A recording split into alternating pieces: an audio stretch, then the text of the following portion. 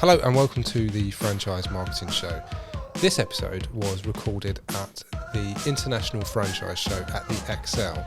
So although we use some really good microphones, there is some background noise going on, so there's some announcements going on because obviously it was a really busy show.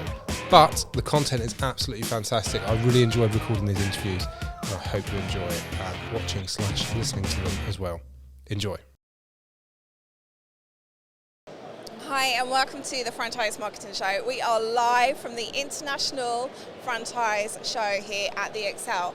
I'm Steph from Coconut Marketing and I've been joined by the lovely Rachael. Hi, nice to be here. It's lovely to have you, thank you. You were quietly coerced. That's putting it politely, I think. I know, I seem to do that a lot, but I didn't break any bones. So No, not yet. Not yet. Rachael, for those who don't know who you are, can you tell us a little bit about yourself? Yeah, so I work for Global Franchise and What Franchise. I've been there, I think, 5 years coming up. And before that, I was at Working Mums, where we launched a franchise platform, ideally helping women to get into franchising who wanted a more flexible way of working. So I guess I've spent about the last 17 years in the franchise marketplace. Wow, 17 years. I know, it's scary. Don't look old enough. You really don't. I do. And in those 17 years, what kind of changes have you seen for women coming into franchising? I think it's much more accessible now to women. We've seen a lot more role models come into the marketplace, which has been fantastic to see. And I think probably when I was back at Working Mums, we used to see it was kind of a lifestyle choice. People were doing things to fit in with their family. It wasn't like necessarily a full-time business. I mean, obviously that wasn't the case across the board, but definitely I've seen a shift in the last sort of 5 years or so with women who are doing it as their full-time career. You see sort of multi-unit operators that are strong women in the marketplace, and I think we need that. And I think overall the people within the franchising landscape, the demographic has shifted quite a lot, and I think it's been a very positive change. Yeah, I think you're right, and it's really nice for other women to see that there are these strong women. Definitely. Who are doing it. I've got I'm on a bit of a mission to promote women in business anyway. Always have been, and I think franchising's a nice step. I think you've got that kind of sense of owning your own business, going into business, but also you've got the support of the franchisor, which is what it's all about. They've been there and they've made the mistakes, so you don't have to. Yeah, it's really nice to see, and it's a really nice industry to be a part of, isn't it? You kind of like see each other. It's very friendly. We get to see each other all the time at events. It's kind of like coming home almost, coming to these shows and getting to see some people that I've known through my whole journey with franchising, some sort of newer people as well, and it's a very welcoming, very supportive industry. I've always loved that about franchising. Yeah, it really is, and there's a nice buzz when especially at like EWIF or EWIB, when we get together and the guys are not so much around and it's just us, so we can just... I love the way that people that are perhaps from the outside seen as being competitors will all come together and help each other. I mean, we talk about COVID not very much anymore because it feels like it was forever ago, but only yesterday. But I think during that time you really saw businesses come together to support each other who perhaps in other sectors would be seen as rivals and wouldn't dream of doing that, but really sort of came together as one to work out the best way forward and sort of the best way for shaping things slightly differently in the new landscape, and that was fantastic to see. I think the children's services actually very much so. Are particularly good at doing that and a bit of a model for everyone else to follow. Yeah, definitely. So Rachael, in terms of your role with Global Franchise and What Franchise, what kind of things do you do? So we're an online platform. We've kind of got 2 aspects to that. We have What Franchise, which is our UK arm. So that one, we support people within the UK, so franchisors who are looking to grow their franchise through sort of individual franchise units, or whether they're looking for sort of multi-unit operators. they can come to us and we will help promote them. We've got an audience, we get about 35,000 unique visitors every month now that are looking for opportunities, and we try really hard in all our coverage to be sort of very educational in everything that we put out there to really support franchising and get the message out there. I think that franchising is a secret that needs to get out there more. I think not enough people are familiar with what it is, and it's a fantastic way of kind of taking that step into becoming a business owner, but without all the kind of scary elements that you might not be sure of who to turn to. You've got that support there. And then we've got global franchise that kind of is the next level up, I would say. That's looking at franchisors that are perhaps from different countries that are looking to gain access to new markets. Then we can support them with that. So, for example, we've got Chuck E. Cheese that we're trying to support coming into Europe. They're an American brand. They're here today, actually. It's been very nice to meet them face to face. That's not always so easy. And we're helping them to kind of promote what they're doing to the European market. And we're kind of seen across the globe. We have hard copy magazines as well that come out. I think we've got 3 a year of each brand now that come out to support. And I think where the magazines are fantastic compared to online portals is you really get to tell the story behind the brand.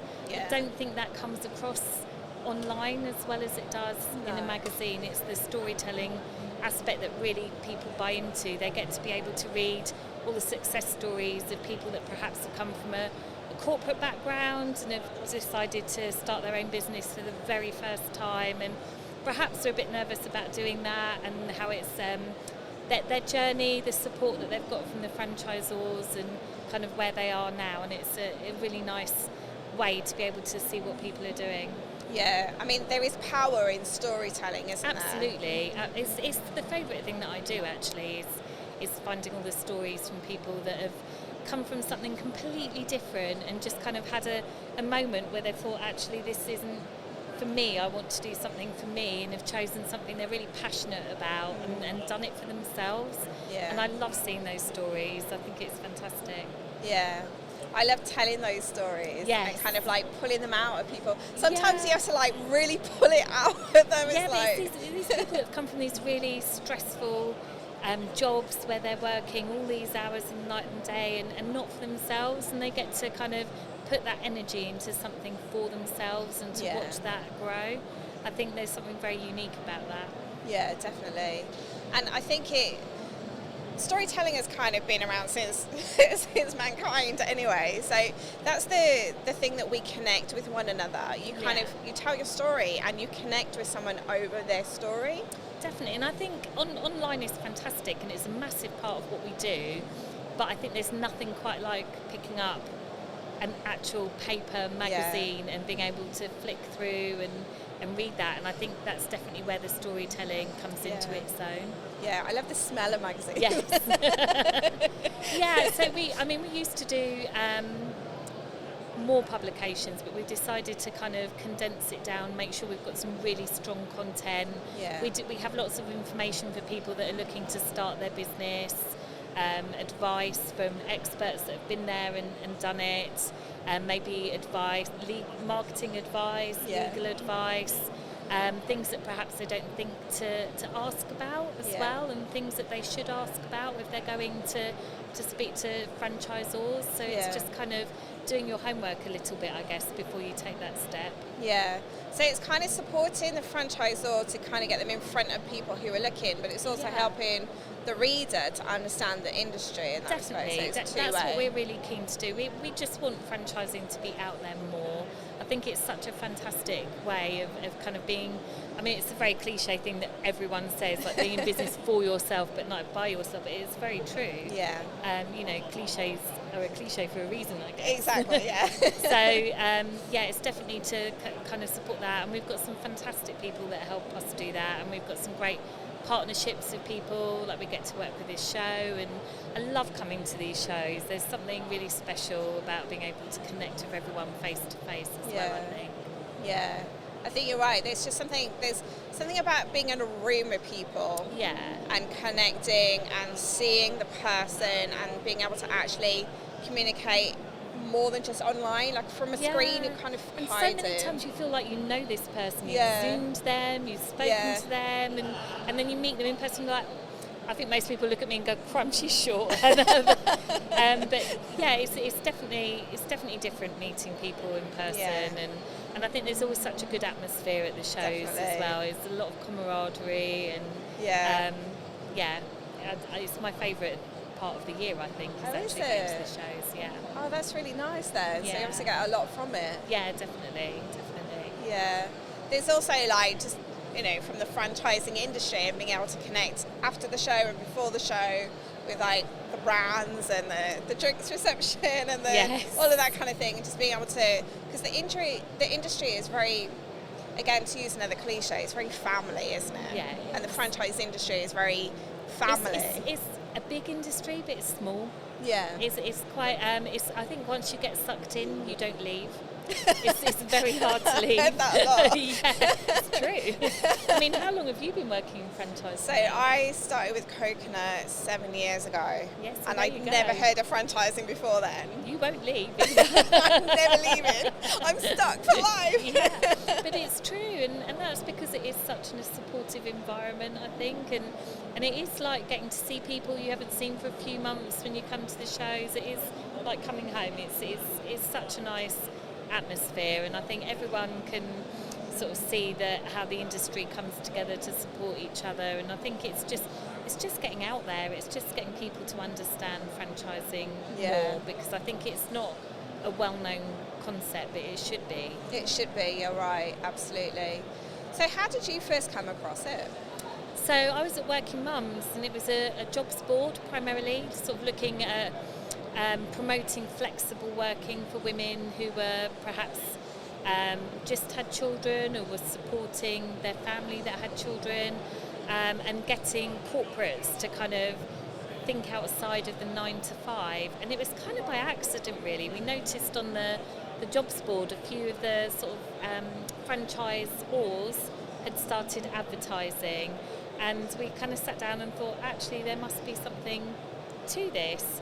So, in fact, I'm going to do a shout out to Sarah Kressel, because I got kind of given a mission to find out what is franchising, what is this. I knew nothing about it, and I just sort of randomly Googled something, I think, and came across Sarah at the Creation Station and phoned her up, and she was so generous with her time. I'd never spoken to her before, and I think we probably spent a good hour and a quarter where she kind of taught me what franchising was, what a franchisor was, what a franchisee was, how the model worked, literally everything. And she was my go-to for a very long time. And sort of talking to her and some of the other brands, we kind of built an idea of what we wanted this sort of online space to look like for mums to be able to come and kind of research what this option of employment could look like for them. And so we built the franchise section there, and the rest is history, I guess. Yeah, I think that's where we first met. Was it is, through yeah, Working a long Mums. time ago. Yeah, with EWIF. Yes. Yeah. Yeah. So that was that was the start of the journey, really. It was. So it was a bit. I just remember my boss at the time saying to me, "We want to do this franchise thing," and I was kind of like, what is this? Are we sure we want to do this? You know, what is it going to work? Is there enough out there? And yeah, it just kind of went from strength to strength, I guess. Yeah, definitely, it is. And I think that describes the franchise industry in general. Yeah, I think it does. It? I think it, and people's experience of it, kind of what is this and what do I know about this? And I think people can be a bit sceptical at first. And you come to something like this and you see the scope. Yeah. And you kind of see it's actually a lot bigger than you think. And I remember actually during lockdown having a conversation with some of my friends, and they were sort of saying how they wanted to support local businesses, that they weren't going to go to McDonald's and they weren't going to go to these other places, and sort of saying to them, they are your local business. Yeah. That's your local McDonald's owner. It's not a big corporate. That's your local Costa. Yeah. And sort of going through the different ideas of that, and they really didn't have a clue about that. And I think that's the majority of people, and that's kind of where we're trying to get the message out there. Like lots of people like yourself, we just need to keep plugging away, I think. Yeah, and I think there's a lot of us that say the same kind of thing, that it is about the educational and kind of showing people that even for someone who has a business and wants to expand their business, a really good route is through franchising. Absolutely it is. And being able to, somebody on their own, how can you kind of get that kind of growth doing it all on your own? But I think as well, when you're looking at expansion, it's really a relationship, a partnership. And I know so many people that I've spoken to who've got some fantastic franchisees, but you've got to go with your gut, I think. You've got to sort of listen to yourself and think, is this somebody that I want to be in a long-term relationship with? Does this person work? And that's both ways, for a franchisee and a franchisor. It's got to be the right fit. It's got to feel right, because you're going to be working hand in hand with this person. You've got to believe in them. They've got to believe in your brand.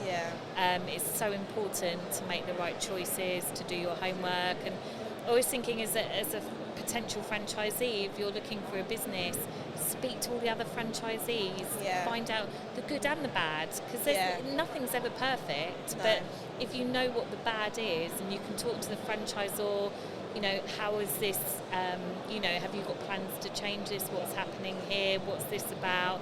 Then you know everything. You don't just know the kind of pretty side that everyone... glossy thing. Yeah, exactly that. And I think it's how the franchisors are dealing with any potential issues there are in the network that really shows the strength of the brand. Yeah, definitely. I think you're absolutely right. It is about the good, the bad and the ugly. Absolutely, and nothing's perfect. No. Nothing's perfect. And it's just going in with your eyes open, I think. Yeah, definitely.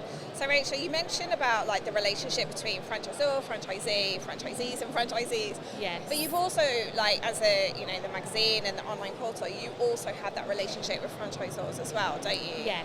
Yeah. So definitely. in terms of like that kind of relationship, how beneficial is it to franchisors to come alongside someone like yourself? Do you know, we find some people that book advertising campaigns with us, and we get all the information and everything, and that's fantastic. But the campaigns that work really well are the ones that really want to build. It's not just about getting that initial information to us, it's building that relationship, it's keeping in touch, it's letting us know what's happening, that they've got a new franchisee that's come on board, giving us their story and really working with us. And I see it as like a partnership, and the ones that really work with us like a partnership, they're the ones that really do very well. I know you work with Express, they're fantastic at giving stories and talking about what they're doing, and really we want to see more of that, because like we were saying, we want to talk about the successes in the franchising world, and we need to hear those stories to be able to do that. It's so important. And I think as well, when you're advertising in several places, which most people will hopefully be in a position to do, don't just give the same content to everyone. No. You want to kind of make sure that you keep it fresh, and that you're really thinking about the audience, and you're really targeting that audience, and that you're kind of doing something that's unique for each platform. I mean, you've got your kind of brand message, but you don't want to just be putting exactly the same information out everywhere, because you want franchisees that have done their homework and they go on all the portals, they read everything, they want to be able to see as much about you as possible, I think. Yeah, definitely. And it helps to build a picture then. Yeah, definitely. Yeah. Definitely. And in terms of like, obviously, a lot of franchisors will be like, but what about the lead gen? How many leads? Like that's the kind of thing that a lot of brands are interested in. Yes. So how much of the lead gen element are you kind of So we have with? the online portal, which is the kind of lead generator. I always think the magazine's fantastic for brand awareness. Yeah. And it does generate leads, so it's very hard to track. Very hard to track. We've started putting QR codes in things as well, but it's fantastic to get your story out there. Yeah. But the sort of hardcore lead generation, I guess, is from the website.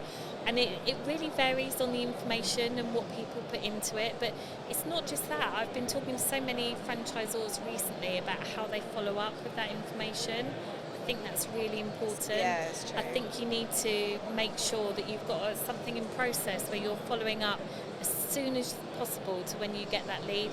That person's read your information, they're interested, it's sparked something in them that they want to find out more, don't leave it a week to call them, because they're not just looking at your opportunity, they're looking for a number of opportunities. And if someone else has called back and has been super keen to speak to them, they're in the front of their mind.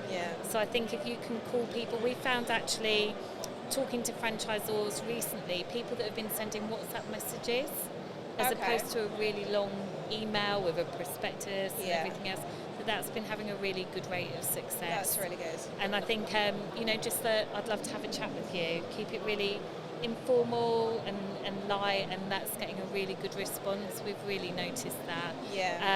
And I think it's prioritising it. That's your most important thing as a franchisor. When you get a lead, that's what you're paying all these platforms for. Don't wait, just get on it straight away would be my advice. And I think if you do that, you're going to have more success.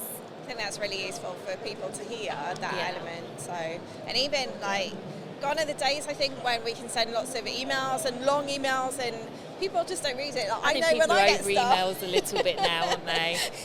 We've actually noticed in our marketing recently, we used to send quite a lot of information out to people and what have you, but actually we've found the best response now. We've done a couple of campaigns ourselves that are literally 2 sentences long. And they're getting a far higher response rate than kind of that War and Peace. We must tell you everything about us now. People don't have the time. You know, they kind of don't have the time for that. So I think it's much easier for people just to kind of pick up a phone or just read something quick, and if they're interested, they'll come back to you. And we've just found that it's worked so much better. I think like I'm the same. So even if I'm interested in something and I like sign up for the form and like you kind of get all the emails, I won't always read them. I'm skipping to the end. Exactly. Something that's where they're going to tell me what they want to do. The instructions are at the end. I'm skipping all that. So we've kind of decided to get rid of all that and just put the end. It works so much better. And I think things are changing, and it's something like you probably know this more than I do, but people scroll through like the length of the Empire State Building in social media every day. So many. I said that I did a workshop a few years ago. It was probably from you that I heard that. And just like the amount of scrolling that people do, people are not bothered by tons of information anymore. No, so volume's not key. It's the quick takeaways, quick bullet points, something that's really easy to digest, that people don't have to sit and study, I think. So when you're trying to get that initial reaction from someone, I think that's the way to go. Yeah, definitely. Rachel, it's really interesting talking to you. I could go on for a bit longer.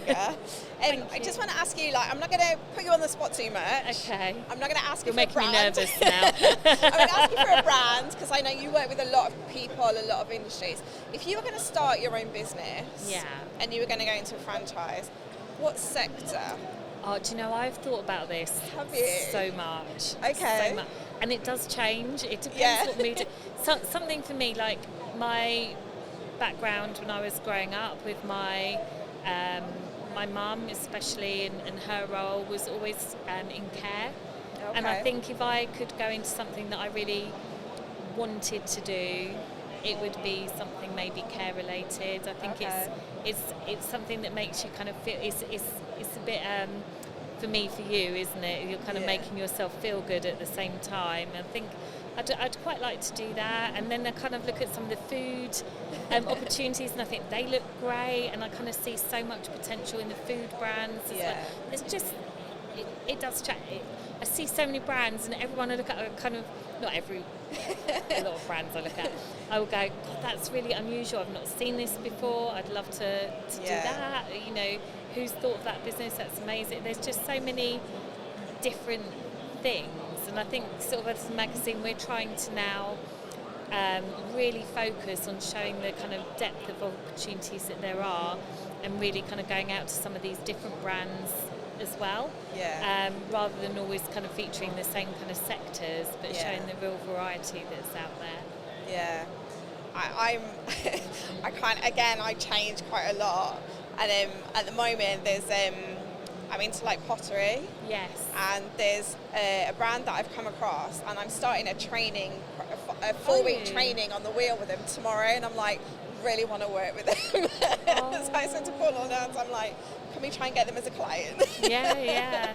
Well, I know our editor just went to have an interview with the House of Colour. Have you seen those guys? We used to work with them. Did you? Yeah. Love them. Yeah, so she was blown away by them. She's like, I didn't know that this was a thing.